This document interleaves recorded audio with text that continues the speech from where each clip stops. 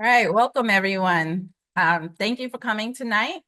We are the Suffolk County Water Authority, and we are here to answer your questions. This is our water talk that we developed a few years ago to make sure that we're sharing what we have. I know in a lot of places and a lot of instances, people think that what we do is secretive or it's a mystery. So we're here to help dispel some of these and continue on with our path on transparency to let you guys know what we do, what's going on with us, and to answer your questions.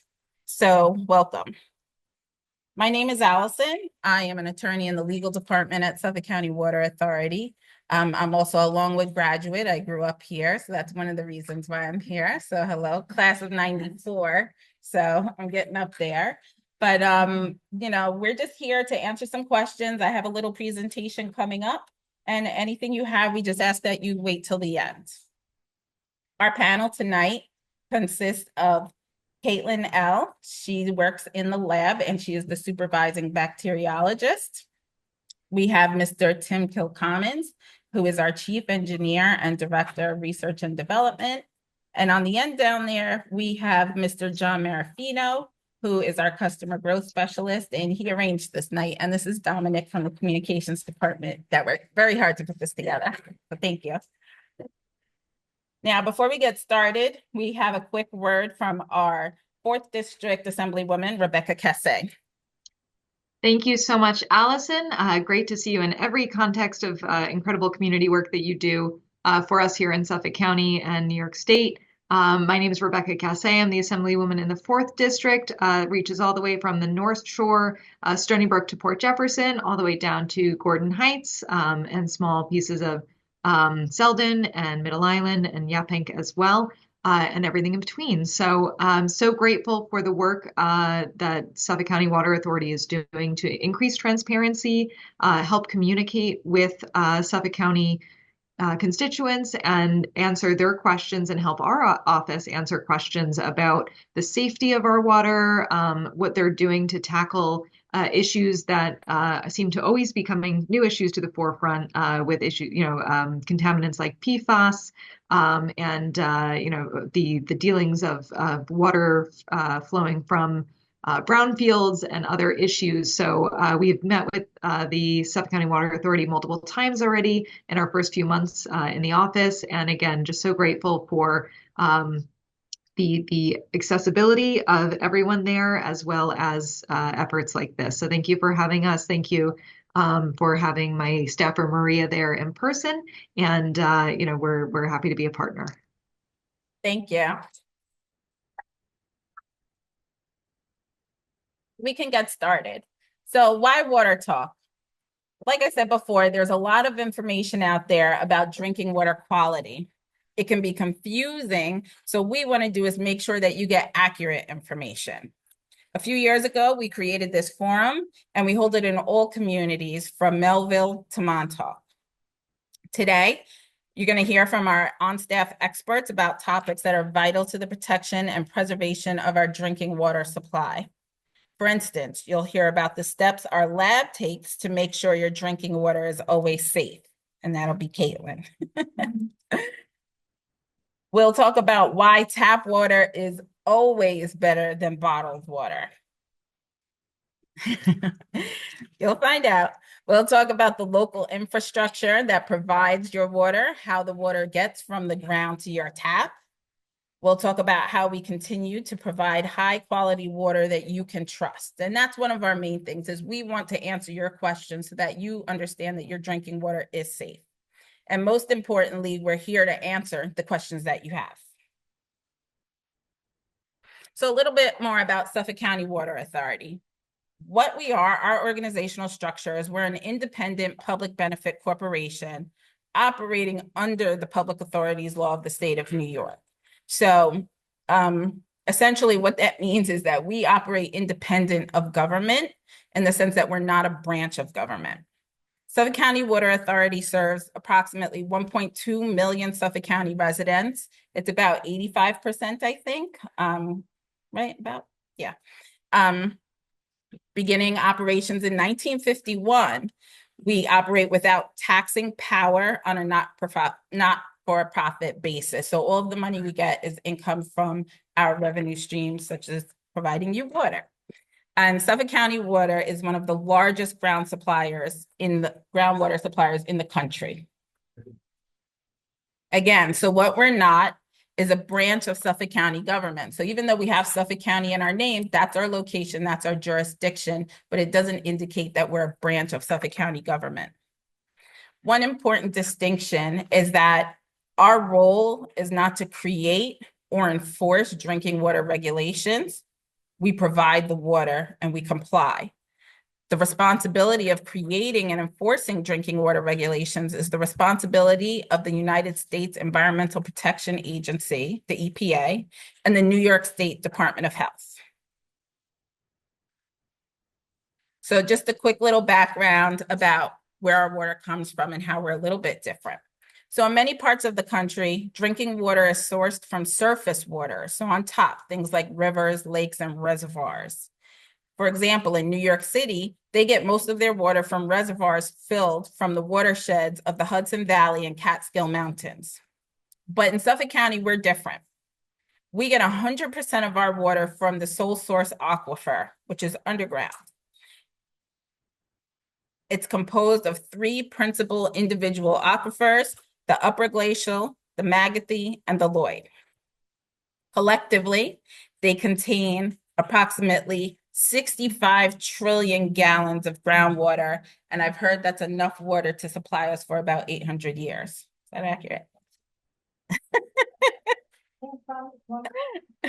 So with that little introduction, I'm going to turn it over to Caitlin Al, who's going to talk to you about some more technical things.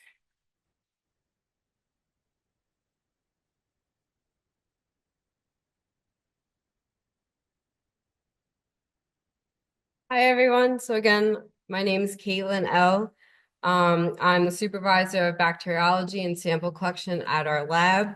I'm actually also a proud member of this community. I've lived in Middle Island all my life, and I'm a graduate of Longwood as well. So it's pretty cool to be here tonight. So thank you again for showing up. So because I work at the lab, I'm going to talk about the water quality and how we test the water. So SCWA's state-of-the-art water quality testing laboratory is one of the largest groundwater laboratories in the country. We get samples that we test taken from the wellhead, which is where the water comes out of the ground, at various stages of treatment and within the distribution system. So this is the tap water that you guys are drinking hopefully drinking at your house. And so we test for bacteria and a wide range of inorganic and organic chemicals. So last year, we analyzed a little over, about 93,000 samples. So we had basically 191 tests that came out of that. And we tested for 390 compounds, which is 231 more compounds that we're required to do. So we like to go above and beyond. We want to make sure, again, this water is of good quality. So we test samples at a higher frequency that's required from the health department.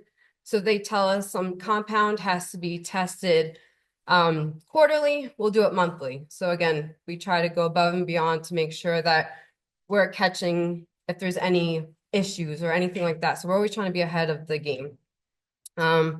So our in-house standards for water quality are often tougher than the state or federal regulations. Again, if we see anything that's even about half of what we're regulated to do, we try to take action. So yeah, we do a lot of testing, and we are strict with what we're providing. We want you to have good quality water. So about 2/3 of our wells that pumps water out of the aquifer actually does not need any filtration, which is a good thing. We're fortunate enough that we have an abundant aquifer, so we're not using surface water, which would be like a lake, like upstate, they'll use lakes, ponds. Our aquifer is all the way down in the ground, very deep down in the ground, so we don't have to use too much treatment to make this water drinkable for you guys. So we do add chlorine I know sometimes we get the complaints, it tastes like chlorine, it smells like chlorine. We are required to add some chlorine, and this is to kill any bacteria. We also add lime for corrosion control. So the water that comes out of the ground is slightly acidic. So we add this lime to also raise that pH so that it's palatable. So in order to show that our water is matching, like the water that you're drinking is matching what we see coming out of the well, we test the distribution samples instead of like going to your house. We have these in this picture, these sample stations. So they're basically taps that are all alongside of the road. We have about a little over 300 of them. There's actually 2 not too far from here. Again, it's so we don't have to disturb you and say, hey, can we test your water? We can just go to these anytime to test any sample we want. So what we do here actually at these sample stations, we test for bacteria weekly, and we do that. So this is, well, my department basically, we test weekly at these sample stations because the first encounter of a pathogen of bacteria that can cause illness, such as like strains of E. coli, that could cause you stomach issues and whatnot. So you definitely don't want to have to be drinking that, right? So we test your water weekly. And at these stations, we also do testing for chemsets. So all like our chemical compounds that we test at the well fields, where the water is coming out of the ground, we also test at these stations, again, to make sure what we're seeing coming out of the wells are also what you're receiving at your house. So a lot of, again, we have over 300 of them. We test 225 a week. So there's 900 samples. I have to make sure that gets collected with bacteria. So we're always testing. You might see us alongside the roadside. So that's what they're doing. They're testing, they're getting bacteria samples. So again, these samples, they're all the way from where like Huntington, right? Where Orient to East Farmingdale to Montauk and all in between. So there's a lot of them. So we do get the question of, is it safer to drink bottled water? So compared to our water, SCWA water that we provide, so the answer I would say is it's not safer to drink bottled water, and these are the reasons why I'm going to provide to you. So bottled water is regulated by FDA, that's the Food and Drug Administration, not the Environmental Protection Agency, the EPA, which is what we're regulated by. So that means that they're not held to the same strict standards for the quality and safety. So again, our standards of what we can have in the water are a lot lower than what bottled water is even told to do. They can kind of do what they want a little bit more than us. Bottled water is not required to test for 1,4-dioxane or PFOS or PFOA. I'm sure you guys might have heard these compounds in the news. So I'll talk about those in a little bit. But yeah, so they're not regulated to test for that. So there's that. Actually, about 64% of bottled water in the US is actually just filtered tap water. So yeah, that's a little shocking, right? But it is a true fact. And bottled water, I mean, you go to the supermarket and it's super expensive, right? So it could be 100 times more in cost, more than our high quality tap water that's supplied by us. So yes, I know you have to pay a bill all the time, right? Money, so like you don't want to spend a lot of money, but getting bottled water costs more than drinking out of your tap. So we would suggest to drink tap water. And we, again, we stand by our water. We're giving you quality water. We're always testing it. So we can't actually serve water that's above the regulated numbers that were provided by the EPA or required. I'm sorry. So back to, I said I would get talking about this, the PFOS and PFOA. So these are fluorinated organic chemicals. The class of them is PFAS. So some of these chemicals have been in commercial use since the 1940s. You could see in the illustration, or it might be hard to see, but PFAS is in a lot of things. It's very stable, so it does not interact with other chemicals. So they're helpful in making products that resist oils, stains, water, and heat. They're used in treatments to protect carpets, clothing, furniture fabrics, personal care products, shampoo, or like shampoo, eye makeup, paper packaging for food, nonstick cookware, and it's also found in firefighting foams. So again, that long list that I just went on and on about, it's found in a lot of things. So what's SCWA's action on this? We actually began testing for these compounds in 2013. The New York State Department of Health approved a new standard for these compounds at 10 parts per trillion in 2020. So lucky for us, these compounds are removed from granular activated carbon treatments. Also, so we call them GAC vessels. That's the picture to your top right. These vessels are filled with carbon, and when the water goes through the carbon, these compounds get attached to the carbon, so it's not getting pushed into the water that's then going to you guys. It's kind of like if you want to think about like a big Brita, so something like that. So the US EPA actually proposed a national drinking water standard for these compounds to actually be 4 points per trillion.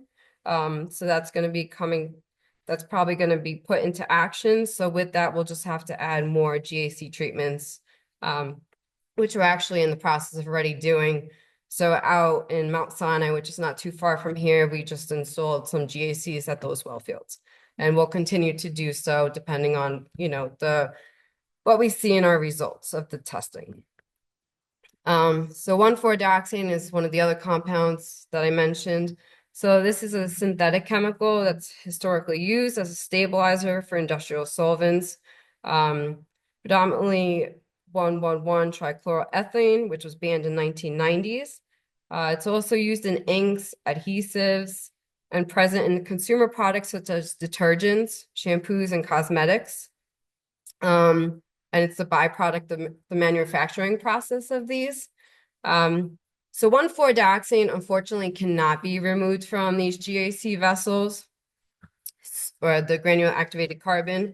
So what do? Well, so just to start off, we started voluntarily testing for 1,4-dioxane in 2003. In 2016, our engineers developed and piloted the first full-scale pilot 1,4-dioxane treatment system in New York City history. So these are called our advanced oxidation process treatment filters. So you can see again to your top right, this is what the AOP looks like. So these AOPs, the treatment actually the results show that it destroys the 1,4-dioxane molecule to virtually non-detectable levels, which is awesome. And we currently have 17 AOPs in service, and another 2 are expected to be built in 6 months. So again, a lot of the money, I know the bill goes up, but a lot of this is going to building these new filters to make sure, again, your water quality is what it should be, what you deserve. So this is the picture again of the AOP, the silver part on the left. So that's the AOP system.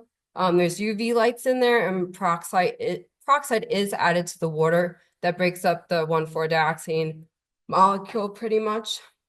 And then these byproducts then go through the GAC, and that's where any byproducts from the AOP system then attaches to that carbon so it doesn't get pushed into your water. So wherever we have AOP, we also have GACs. So again, these filters really take out most of anything that we see in the raw water. So even if there is anything in the raw water, say contaminants, you don't have to be alarmed because it goes through these treatments, and then what you're getting is of high quality. So lastly, I just want to talk about our consumer confidence report. So if you go to our website, SCWA, you can get the full drinking water quality report. This report basically gives you all the information about the test results that we've got, like what compounds we test for, and what the values were, like averages in your area. So all of Suffolk is divided into different zones. If you were to look at that map, we're like 15, we're at zone 12 and 15. Again, it probably doesn't make sense now, but if you were to look at the map, you'll be able to see which zones we're at. But you'll be able to, again, see what you're drinking water, what's in it.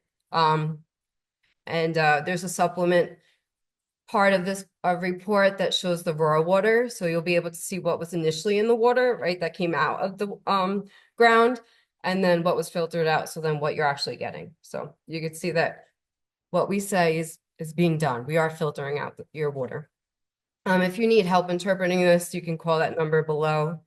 And lastly, actually, SCWA is working on a project that hopefully will be on the website soon, where you can type in your address and you'll find the nearest sample station. So those were those green boxes that I talked about.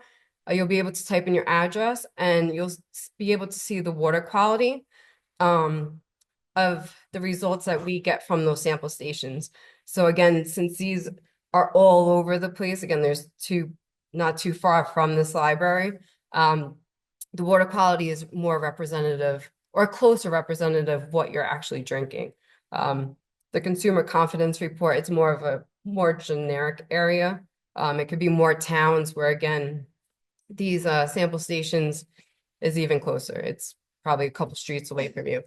So that's something exciting, since I make sure all that those samples are collected. So I'm a part of that. So I'm happy that someone else besides me gets to see that information. So I hope you guys, just hopefully when we do that, you can look at it. It's a good resource, again, so that you can do your own research too. And if you have questions, again, you can always reach out to us. So we're going to take questions at the end. Okay. Thank you.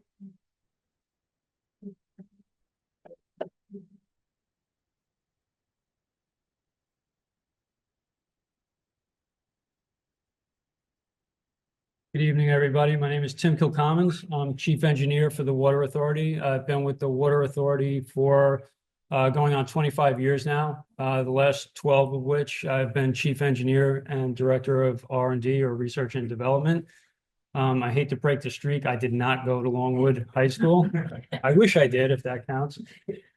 So I just want to talk to you tonight a little bit about the infrastructure. Caitlin referred to a lot of it on what we do and how we do it. I'll just give you a little more information on that. So first, statistics on our system itself. We're a large water utility.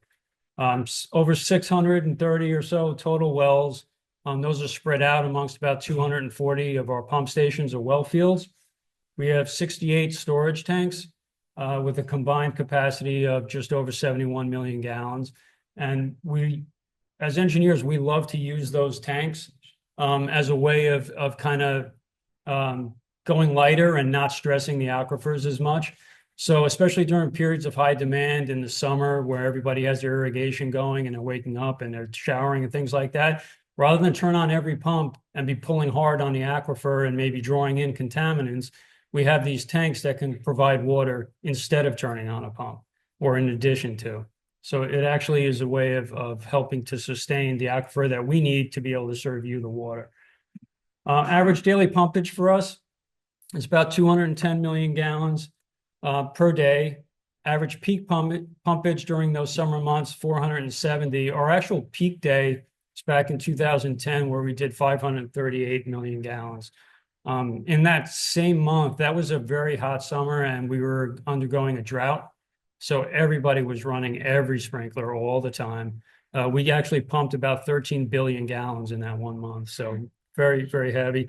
And as part of our secondary mission, obviously the first mission is to provide clean, safe drinking water to our customers. But we also supply fire protection to our communities.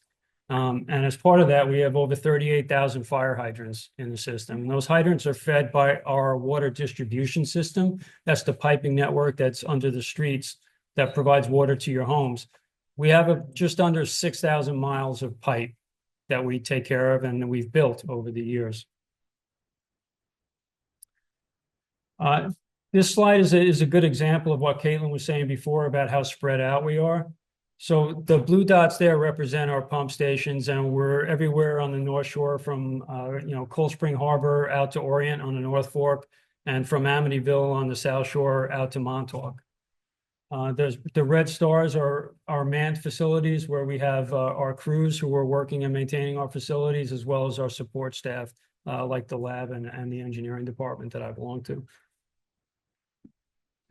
So in terms of infrastructure, what do we do? My department, the engineering department, is responsible for the design, procurement, and construction of all of the water supply facilities. So to that end, we design and build the tanks. Those could be elevated steel tanks that you see driving around. We have one on Sills Road over by Yaphank Woods, Patchogue Yaphank Road. We have another that's a 1 million gallon tank there. We have concrete tanks, ground storage tanks, we call them. They can hold up to 2 million gallons of water that will pump out of, again, during periods of high demand. We will design and supply generators for backup power. So that's the reason why if you're on a private well and you don't have your own house generator, you're out of water when there's a blackout. When you're a customer of Suffolk County Water, when there's a blackout, your water still works. Your toilets will still flush, your showers still work, your taps still work, because we have sufficient backup power to keep going. In fact, during the summer periods, we actually can help out PSE&G, and we do this when they're experiencing high demands because of air conditioning and things like that. We'll actually take our pump station off the grid and put it on the generator and run it for a while to help them out as well. In terms of local infrastructure for this community, so some of the projects we've done in the past couple of years, Meehan Lane and Coram, we've done a roof replacements. We're always looking to maintain the facilities that we have so we can extend the lives of them. We also did that at Patchogue Yaphank Wellfield. At Strathmore Court in Coram, we installed GAC systems that Caitlin was referring to before.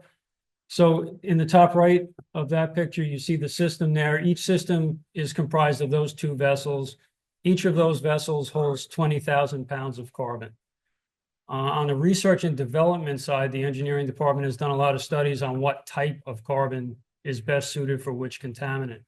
So in your refrigerator, if you have a water dispenser in your refrigerator, it generally runs through a small cartridge or a filter that you have to change out every now and then, right?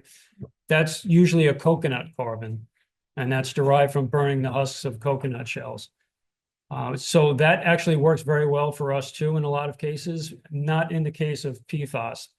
For the perfluorinated compounds, bituminous carbon works best. That's coal-based carbon. So that has to be mined out of the earth. It's more expensive, but it lasts longer. It's better bang for the buck, and it does a better job of removing that contaminant. We also have, we built a new pump station, a new water supply on Main Street in Yaphank. We have 2 wells there. Each well produces about 1,400 gallons per minute.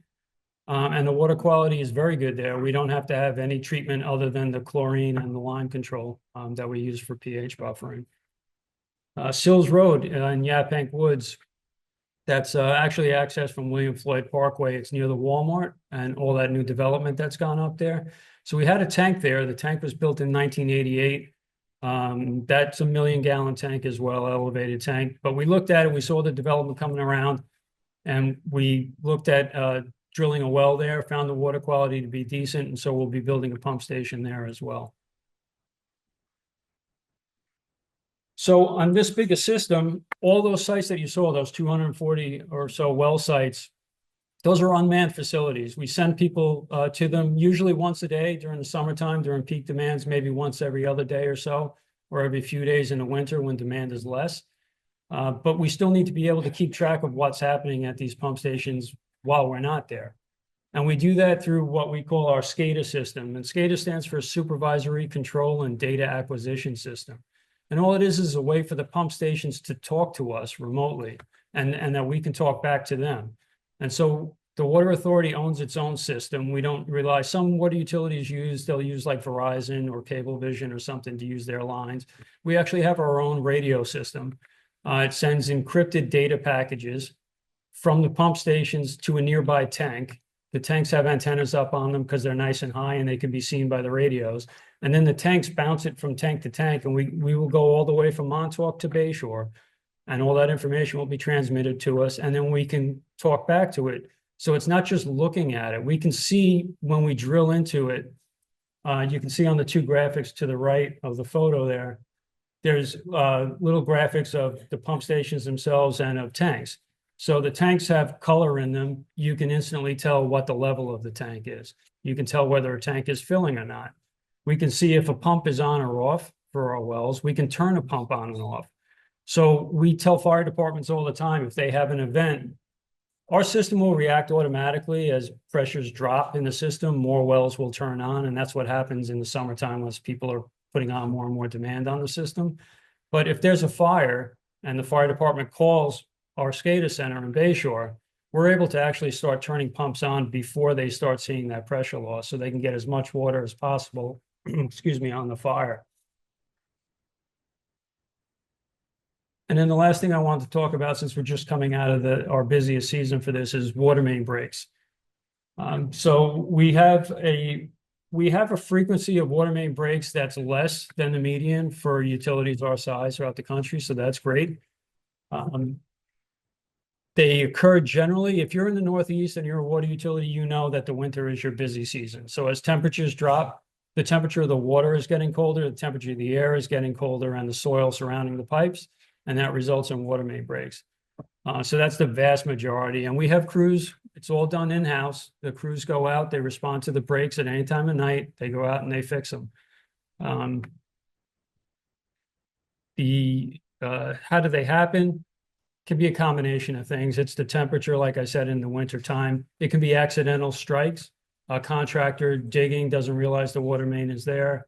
They dig through it, they hit it. It could be loading that's going on. It could be a defect in the pipe, and maybe that defect lasted for 20 years and then we have a break. We have to deal with it.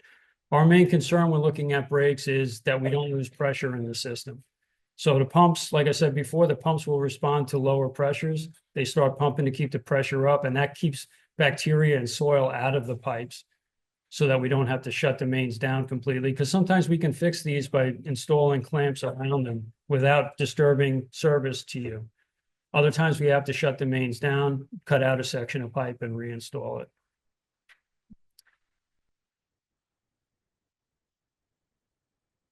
I think that's it. I'm going to hand it over to John Marafino. Thank you. Thank you, Tim, and everyone else. All right, I'm the last section before you get to answer questions, so hold on with us. So water conservation, I probably talked to most of you about this as you were walking in a bit, because we do try and provide as many resources as we can to allow you as our customer to use your water efficiently. Like Allison mentioned before, there's trillions of gallons of water below our feet in the aquifer, but there's only so many hours in a day, and we only have so many pump stations to pump it out of the ground. So water conservation is a much better way that everyone can do a little bit of their part, to keep things flowing and keep things in a good way. So, like I said, my name is John Marafino. I'm a customer growth coordinator. I work in the construction maintenance department that maintains and installs new pipes. But why should we conserve water, right? Besides the obvious question of water's not unlimited and it will, make your wallet stay less light. Water, Long Island has a sufficient but not limitless supply of groundwater, and preserving our sole source aquifer for the future generations is important. Higher water usage means that we need to install more infrastructure, which eventually would mean the cost would be passed along to you. And as Tim and some other people mentioned before, we experience our peak usage between May and August, which impacts pressure and could impact emergency services, right? We do everything we can to help our emergency services, but we don't want to get to a situation where we don't have enough water to provide to them for an emergency event. So let's talk, though, basically about what we mean by seasonal usage and what it actually is that we look at and stresses us out. So if you look down here in winter, right? It's March. I would say this is probably maybe now or even more so a month ago. We'd probably be in the morning around 5 or 6 a.m. We'd probably be looking at something like 25 to 50,000 gallons per minute around that time.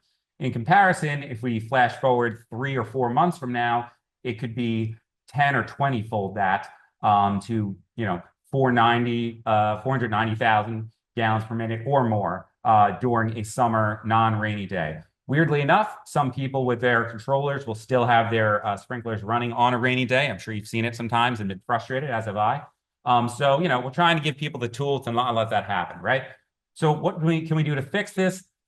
Inspect your system to save water, right? You want to make sure that it's not spraying on your driveway or other pavement, right? That's just water that's being wasted. A fun tip, if you step on your lawn and the grass springs back, it actually doesn't need to be watered. Leave it long. Leaving your grass a little bit longer will actually make it more drought resistant. It'll hold the water in there for a bit longer. And if your water begins to pool, it's important to turn off your sprinkler to prevent overwatering, because overwatering can lead to weed growth, disease, fungus, stormwater runoff that can pollute the local waterways with fertilizers and pesticides. And, watering your plant or grass too frequently, I mean, people ask, like, what's really the harm? I mean, it'll make for shallow roots and, cause a lot of the other issues we just mentioned right before this. And then one other thing that we are trying to go around and talk to people about is geothermal as an option for heating and cooling can be a very good option. But there is one version of it, open loop geothermal, if they're connected to Suffolk County Water Authority water, that does put a significant strain on our water infrastructure. It's not something that there's a ton of, I think, on this end of the island, but it is something that we're trying to raise, people knowing about, because if you do end up connecting to open loop geothermal, we won't connect you if it's open loop, because public water, it'll just be a significant strain on our infrastructure. And then changing the irrigation habits, we talked a little bit about that, but more specifically, besides just talking about little tips, we recommend, and it's in most of the flyers that I handed out, watering an odd, even watering schedule. So if you live at house number 40, you want to water on April 2nd, 4th, 6th. If you're an odd, you want to water on the odd days. And, consider buying a smart irrigation timer. It says on the flyers that we gave you that, you can get up to $150 off of your water bill for buying an irrigation timer. Up to that amount, right? So if you buy one for 100, we will give you 100 if you submit your receipt through our portal. But if you buy one for 150 or more, we'll give you up to 150. And, besides just getting that 150 off of a bill, say during the summer or at one point, average customers also receive about 15% on their water bill on top of the credit that they received, and that's 15%, forevermore. So definitely something to consider investing in if you haven't done it yet.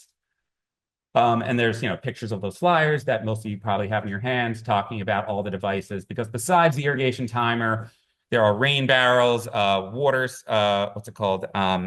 and a bunch of other different devices that are water saving that we recommend you can buy if you'd like to get up to that $250 credit off your bill. And besides the credits, we just talked about it, which is up there. There's a QR code on the screen and on that hard card flyer, if I could say that, that is in your hand. So you could you can submit those credits, or we also have a WaterWise checkup program, which is a free service where we can do either an in-home consultation or a Zoom consultation with you and talk about what your water use is like in your home. We can make recommendations for things that you can change specific to you. So it's definitely something to consider, especially as the summer is coming up. And maybe if you're worried about what your water bill was like at the end of last year, what are things you can do moving forward, even before you turn on your sprinklers or anything of that nature, or before you fill up the pool, in ways you can reduce your water use. Some other fun usage facts that are things to consider when turning on the tap. 65 and 70% of the water pumped by us to you is between May and September due to the watering of the lawn. Average irrigation systems use between 10 and 15 gallons per minute. In comparison, brushing your teeth or washing your hands or dishes in the sink, between 2 and 3 gallons per minute. We also do recommend, it's one of the flyers we gave out, getting your system inspected once every 3 years, just to make sure you don't have any pinhole leaks, because if it doesn't puddle up, you don't know, but it doesn't mean that you might not have a leak. So it's a good idea to get that checked. It's better to catch it then than if your bill spikes up, right? If you do have a swimming pool, we do also give you credit for a solar pool cover, up to $75, which is on that flyer. But in New York, the average swimming pool evaporates about 1 to 2,000 gallons of water per month without a pool cover. So those pool covers that you throw on in between use can actually save evaporation to 80 to 90%. So something to consider. And like we said, there's a bunch of different water saving devices that are on the flyer that we gave you that will help you save on your future water bills and use less water. And if you want to learn more about this, because you were captivated by all this good stuff, we have sewa.com. We recommend you go down to our website. We have a new conservation section we opened up a couple of years ago. You can pay your bill online. You can sign up for any of our conservation programs. We actually have a real time maintenance map where if we are doing work in your area that you can actually see from, I think, the last 4 days that you can see on the website. And we also do tours occasionally for school-age children at our education center. You also can follow us on social media. And that is all I have to say.